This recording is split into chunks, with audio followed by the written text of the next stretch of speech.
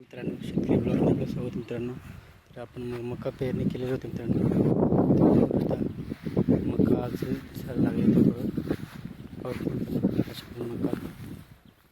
मका असं दोन पाण्याचं झालं मित्रांनो. असं पद्धतीने आपलं मका पीक आहे. तर आपण मका पेरणी केलेली आहे. जसं 8-10 दिवसाची होती मित्रांनो. आपण मका पेरणी केलेली आहे. 10 दिवस लागले. अशा पद्धतीने आपण मका पेरणी पूर्णपणे झालेली आहे मित्रांनो. तर आपण असे पेरणी तर आपली पूर्णपणे झालेली आहे मित्रांनो. आपली बाकी आहे बाजरी बाकी मित्रांनो. पूर्ण आपला हे वावर आहे. तर पूर्ण वावरमध्ये मका पेरणी केलेली आहे मित्रांनो. तर मका पेरणीसाठी आपण मागच्या आठवड्यात पेरणी केली आणि या आठवड्यात मका दिसायला लागले. आणखी 2-4 दिवसांनी पूर्ण मका लाईट जे लाईट केलेलं आहे ते काही मित्रांनो. तर अशा पद्धतीने मका आपण पेरणी केलेली आहे मित्रांनो. मकाला फक्त पाणी पावसाची गरज आहे मित्रांनो. पाऊस यायला पाहिजे वेळेवर.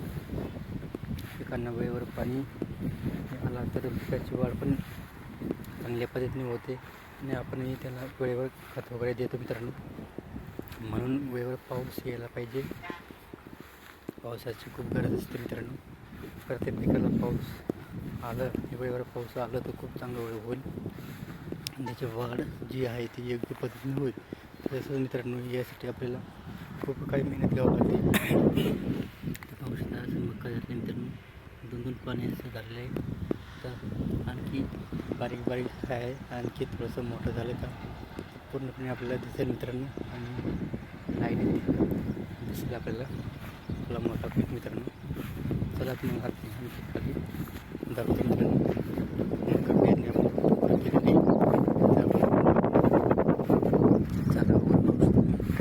भारी झालेले पसंत चालू मित्रांनो. पेरण्याचा त्याला काय अडचण मित्रांनो. तर मित्रांनो, पाऊस आपण दुसरा वावर अशा पद्धतीने मित्रांनो आपल्या शेतात आपल्याला पेरणी केलेली आहे. तर मका पेरणी केलेली आहे मित्रांनो. पाऊस पूर्णपणे आपलं पेरणी केलेलं मित्रांनो. अशा पद्धतीने आपल्या पूर्णपणे आपण शेतात पेरणी केलेली आहे मित्रांनो. मका पेरणी केलेली आणि खूप चांगल्या पद्धतीने आता दिसत आहे मित्रांनो. काही दिवसांनी पूर्ण दिसेल आपल्याला. आता थोडं दिसत आहे मित्रांनो. पण आता आणखी 2-4 दिवसांनी पूर्ण मका सारखं दिसेल आपल्या मित्रांनो. अशा पद्धतीने आपल्या शेतकऱ्याचं कामं खूपच आता एक कामं वाढत जाणार मित्रांनो. व्हिडिओ आवडत लाईक शेअर नक्की करा. आमच्या चॅनलला सबस्क्राईब करा. जय जवान जय किसान.